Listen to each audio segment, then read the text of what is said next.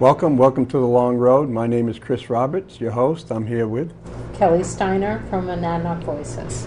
We're going to be talking about prescription drugs and prescription drug abuse. And I'm going to be fair. I cheated. I went and changed my shirt. So if people see you 2 weeks in a row, at least they know that you were here for 2 hours. You didn't wear the same clothes for 2 weeks. Thank you, Chris. And the young guest that we had last show, did a great job. But he was really kind of embarrassed that he flubbed a few. He did a great job. He didn't flub a few. But like we were talking off screen, we're not like Oprah or any of the other shows. We don't have a teleprompter. We don't have all the questions pre-asked and pre-answered. It's a free-flowing show. So we're being as honest as we can, and sometimes we flub. We're just being natural people. And I like to tell people, I'll steal from Oprah, we're here to be a teacher. And the idea is to provide as much information to the community so they can say, why didn't I think of that? And they become better educated. And to hopefully get involved at the same time. And thank you for that opening. Scott did a great job in the last show. And today we are here to talk about prescription drugs a little bit. We talked previously about athletes and how their performance is affected, and obviously prescription drugs plays into that. But more importantly, prescription drugs have become the number one drug of choice that's on the rise. A lot of that due to the accessibility of it, the inability to dispose of it properly, and people hanging on to it. And also, what we're seeing is that we talked about young ladies previously. Again, this is a category or a substance that we are seeing young ladies utilizing and perceiving. 2/3 of girls that were surveyed responded that it helped them cope with problems at home. And over half of them responded that it helped them just forget their troubles. And this is prescription drugs specifically. So we definitely see an increasing trend, again, with the female population, but among the college population, very significant increase in use of things like Adderall and Ritalin and sharing of those substances. Throwing my prescription drugs down the toilet's not a good way to get rid of them? No, and we've had this discussion before, Chris. Yeah. You know, people tend to, because we haven't had a means to dispose of them, we have seen that people primarily flush them down the toilet. It does have environmental effects. It can get into our water supply. You know, the other thing is that if you're hoarding or storing those unused, unwanted, expired medications, whether they're prescription medications that are controlled or non-controlled, or medications that you've purchased over the counter. You know, if you're under a doctor's prescription, it has medical benefits. You want to follow a doctor's advice. But if that is an unused or unwanted expired, you want to dispose of it. And we are very fortunate here in the Monadnock region because we have some other options for people than flushing down the toilet or dumping down the sink now or throwing in the sewer. And on October 29th, we'll be doing another Take Back Day. I think you're aware we've done some one-day take-back events. And we have collected over 1,000 pounds now in the Monadnock region in 3 of those events of unused, unwanted, expired medications. And one of those events, we collected 7,000 controlled substances during that event. So you can see it's a significant issue. The one on October 29th will be hosted in locations in the Monadnock region. More PR will come out on that in the future. But one of the say if my mother passed last month and she had cancer and she had a bunch of morphine, and so what am I supposed to do? Wait months and months until there's another one? Well, you know, we've been working hard at this in the Monadnock region. We've had a lot of support from the Cheshire County government and the coalitions in the area. And collectively, that group has really advocated, and as you know, because you're a legislator, there was new legislation introduced, HB 71, which made it a little bit easier for disposal of medications. What that's resulted in here in the Monadnock region is we now will have our first permanent disposal location that will be available 24/7. People will be able to bring in their controlled and non-controlled substances and over-the-counter. You cannot bring in needles and hazardous waste types of things. You know, we'll have information that goes out publicly on this, but that will be located at the Keene Police Department. Again, I was doing some research around the country.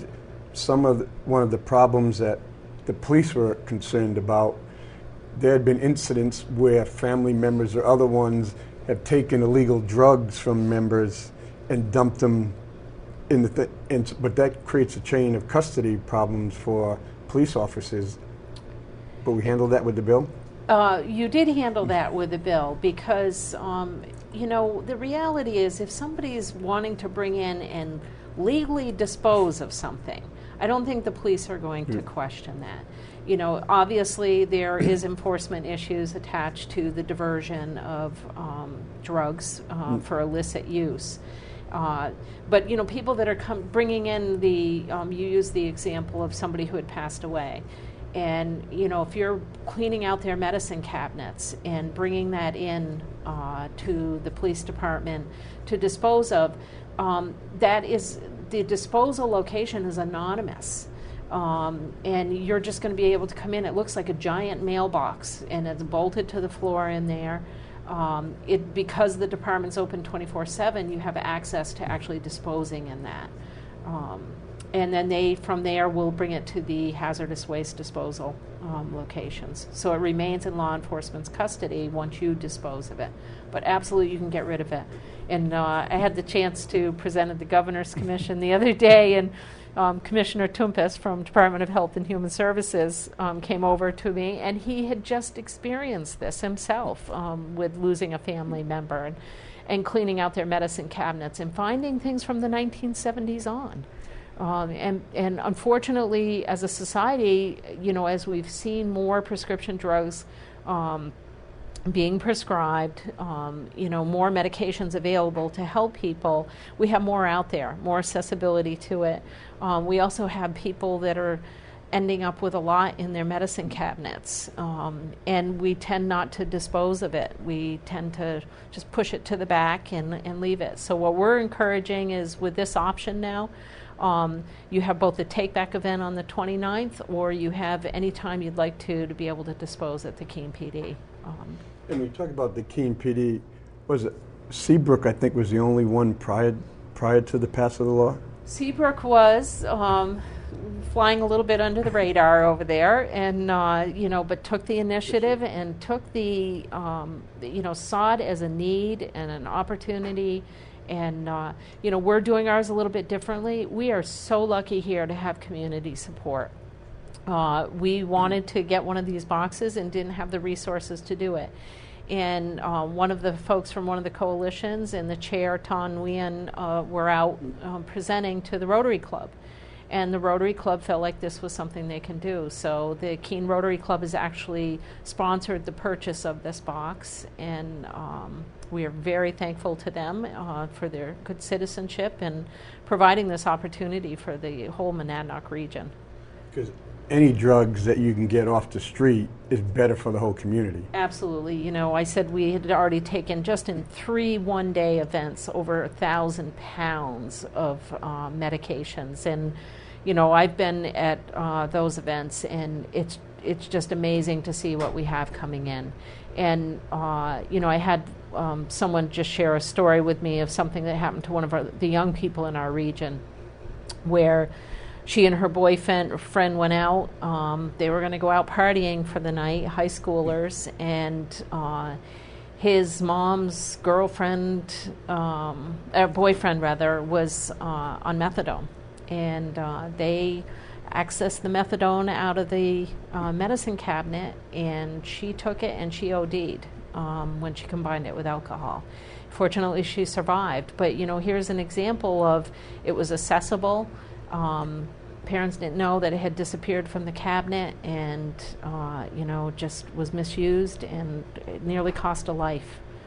Very close of it in a young lady who, honor student, athlete. We just talked about athletes. Real high-performing kid in the school, surprised everyone that it could happen to her, but it can happen to anyone. It's almost kind of like the Bible, lead us not into temptation. If you're a perfect student, you'd never suspect it, but if it's laying right out there, you're tempting a kid. You're putting on the peer pressure. Getting rid of this will eliminate a lot of the temptation. Absolutely. And, the reality is for a lot of people, they may get a prescription, and, pain relievers being probably one of the primary ones. Hydrocortisone is... Yep, and Oxycontin. And things like that. But, one of the major things that happens is, say you have a root canal, and, they give you a 5-day supply, 10-day supply, and you need one. Yeah. Or some people don't need any at all. And, I'd really encourage you to talk with your doctor about what you think you're going to need and whether you're going to need it. And I think lots of times it's better to have less and go ask for more rather than having to stockpile it in your medicine cabinet and then wait for these one-day events. And again, we don't have to wait for the one-day events anymore. But get rid of it. It makes you susceptible to crime yourself, whether it's a home invasion. We do see more crime related to this right now, both in the Monadnock region and nationally, where people are, stealing it and diverting it for illicit purposes. And, it's not worth having there. And it's not worth putting your children at risk, certainly. The over-the-counter medications, for example, have the highest rate of poisoning for kids under 5. That aspirin that's sitting in your closet that's expired, keep it out of the reach of the kids. So many things taste like candy now for these young people. When you're talking about girls, high school and college students getting more involved in some of the drugs, and especially the prescription drugs, I'll date myself a bit, but it would be kind of like when I was growing up as a teenager, Mick Jagger and the Rolling Stones, Mom's Little Helper. And they said, hey, no big deal. As long as the doctor prescribes it, it's no danger. It's Mom's Little Helper. It makes her get through the day. Bingo, reduces her stress. And that was Valiant and some of the other ones. But it's almost kind of like you're saying is some of the girls, some of the teenagers think, oh, this is just my helper just to help me get through the day. There is no problem because it's a prescription drug. Well, that is an attitude that our culture in general has begun to believe, that if a doctor prescribed it, it must be all right. The reality is you can still misuse it. If a doctor's prescribed it, they've prescribed it for you as an individual for a specific purpose, not for your friend, not for your other family member, which we frequently see happen. And also, we are challenged with the whole senior population, and that they have to use multiple medications lots of times, and a doctor will prescribe, and then it doesn't work, and they change that prescription. Prescriptions are very, very expensive, and what we see is people are hoarding them or keeping them in the hopes that they can use them, or they end up misusing them because when they run out of the prescription they are supposed to be on, they'll switch back to using that without the doctor's prescription, thinking that, well, I'm still treating myself because the doctor originally put me on this. We are in the process of working with Keene State College, the Health and Society class there. We're going to have 40 students working, talking with seniors out in the Monadnock region, talking with law enforcement, and talking with college students to see if we can gather a little bit more information about what are some of the behaviors attached to how people are using these prescription drugs, whether they're using them the way they're supposed to use them, and then how they're disposing of them. And then our plan is to actually do some strategic planning based on that information. I'd call them the cocktails. You go in, if I go to downtown. If I'm walking from here downtown, there's a convenience store, and it'll be changing out because the middle school is no longer downtown. But that convenience store, about 3 o'clock, I'll be seeing 5th, 6th, 7th graders with these high energy drinks. Sometimes you'll see them pouring stuff into the high energy drinks. And there's been a number of reports around the country where some, because they're mixing high energy drinks and alcohol, and now some of them high energy drinks, alcohol, and prescription drugs, and they have no idea what's happening.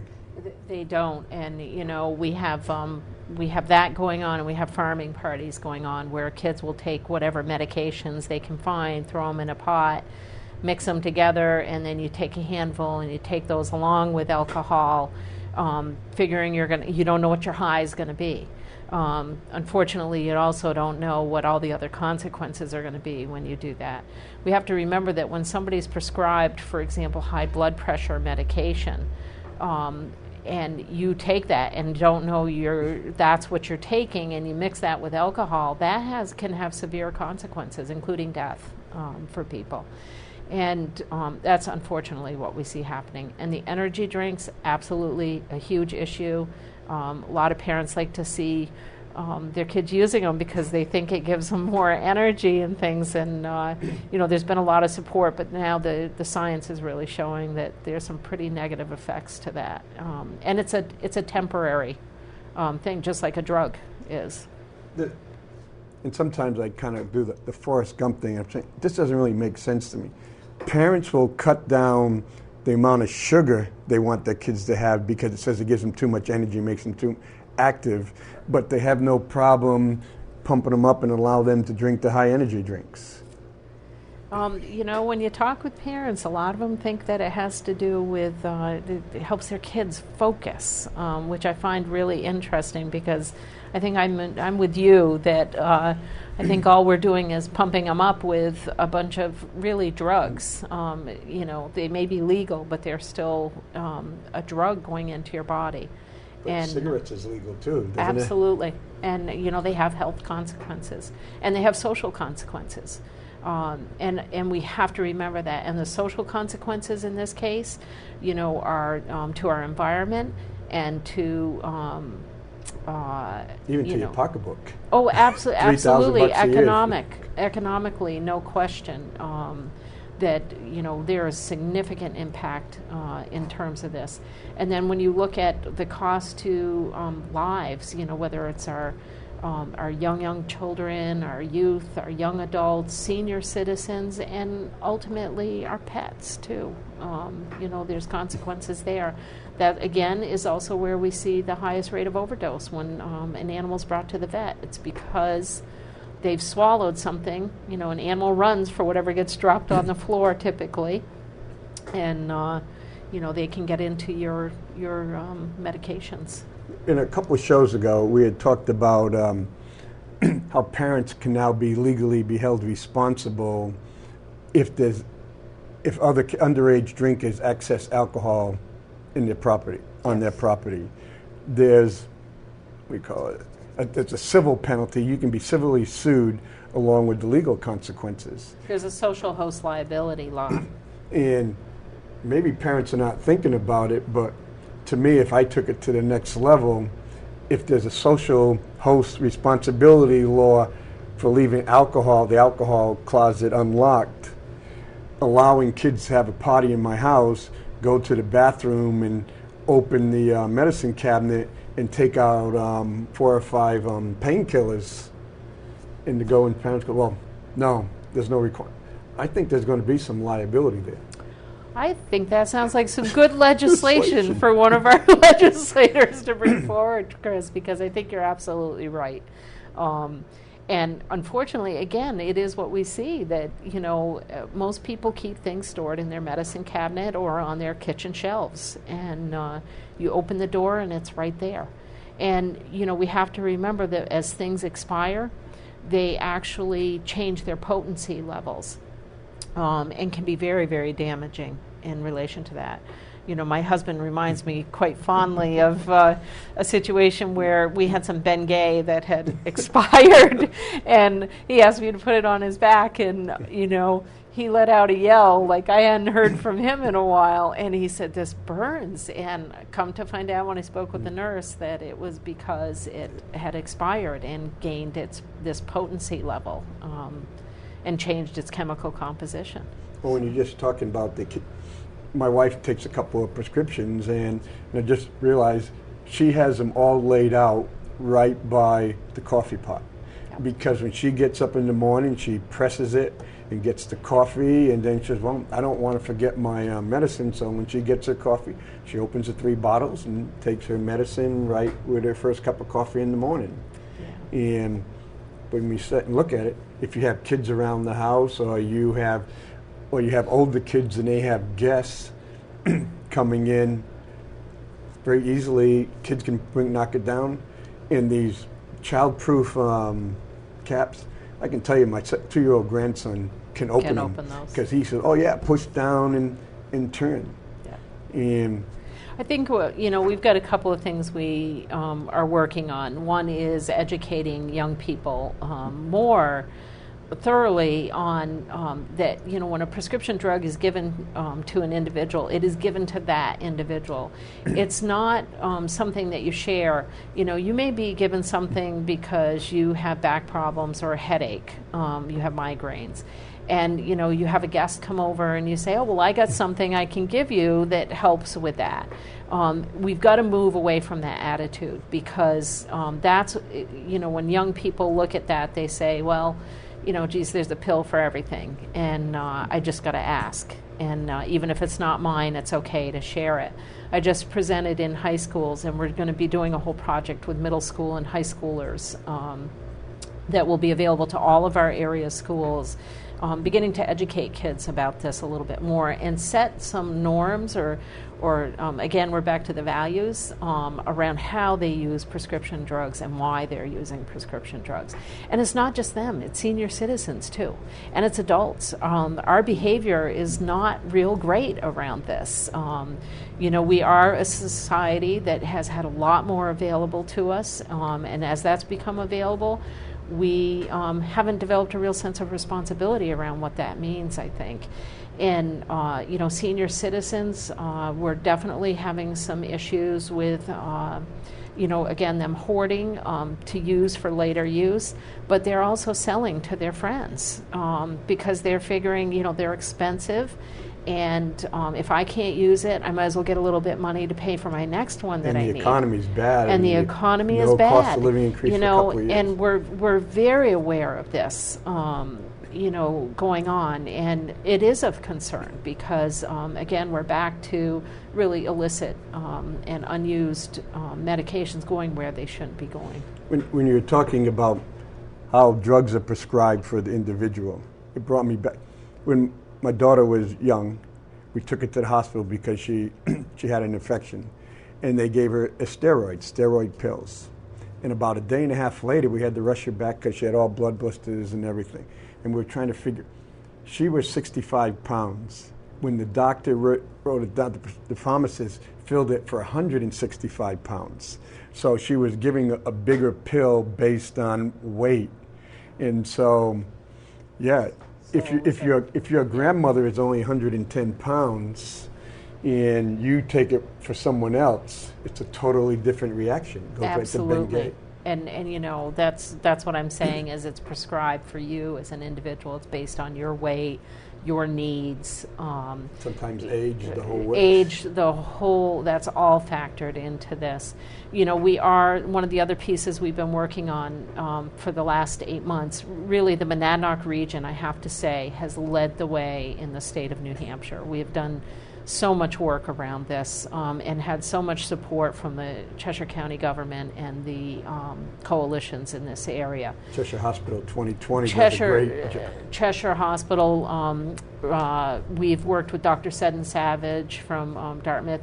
She's actually put a webinar together that we worked with her on, and that's going to go. We've got requests coming now from all over New England. It's going to release the New Hampshire Medical Society and things, but that's for the healthcare professionals on overprescribing. It's on pain medication management and overprescribing, because we also have to do some education there.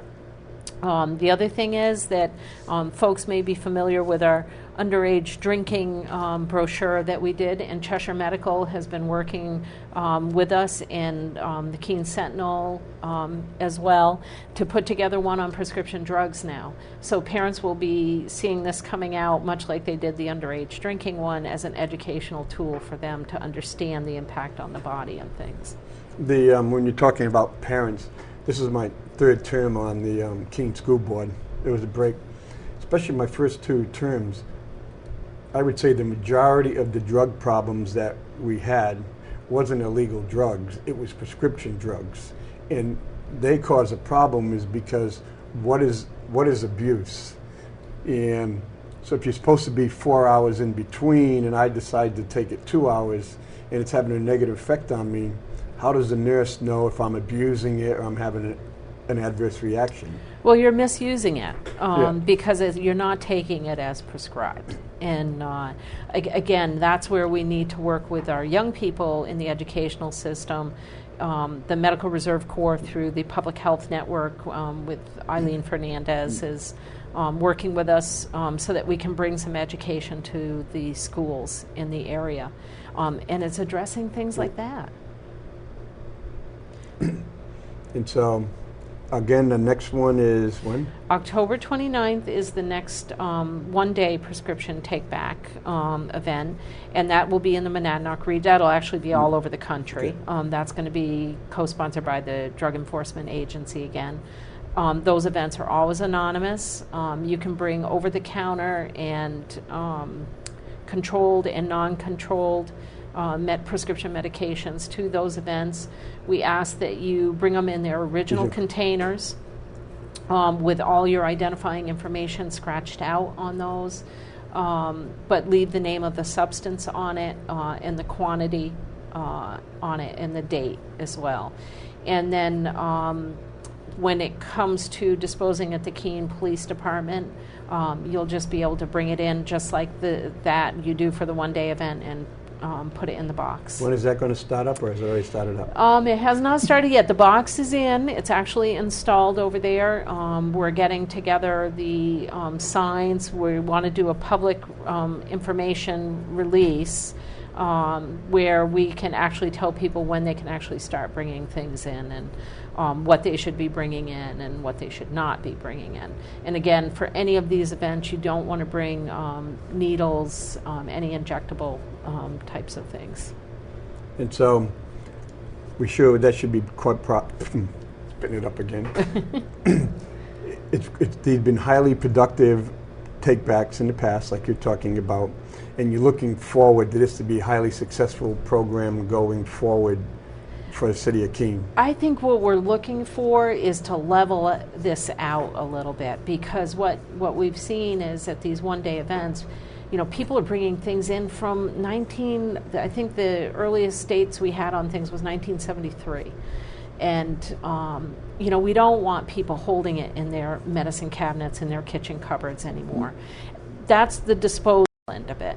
At the same time, we've got to have the education going on. Education with our young people, education with our parents, education with our healthcare professionals, and gathering a little bit more good information about what the needs are for our senior population, our college population, so that we can make sure, as we're trying to address this issue, we're doing it in a way that's going to be effective in the long run.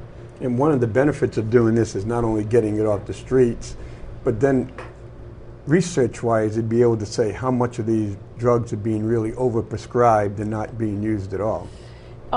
It's hard to tell that with these particular one-day events because we don't always inventory everything. The one that we did inventory was the one where we knew we had taken back 7,000 controlled substances. And controlled substances are, very different than your blood pressure medication. Those are the things that are most likely to be diverted for, the wrong kind of usage. Stolen, crime. I mean, we've seen, if you talk to law enforcement in this area, we've got quite a rise in crime associated with a number of deaths. New Hampshire now, the drugged driving deaths actually surpass the deaths associated with alcohol now. So the prescription drugs or drugs in the system actually has passed that in the state of New Hampshire. So it is cause for concern. And I think I'm aware of, a few of our recent death-related accidents being associated with substance abuse. And when I was stationed in California, one of the things that they did was they changed from driving while intoxicated, while driving under the influence, and they also had what was called synergy, where, wait a minute, I only took this one pill and one beer, so I'm not drunk and I'm not under the influence, but that combination caused you to be impaired, and you're just as dangerous as if you were driving drunk or driving drugged. And this is a hard one right now because you're right on with that. But one of the things we're seeing is that a lot of states hadn't really been collecting that information. Partially because, it's one of those that kind of goes under the radar. Yeah. I'm not drunk, I'm not drugged, but I'm drunk and drugged.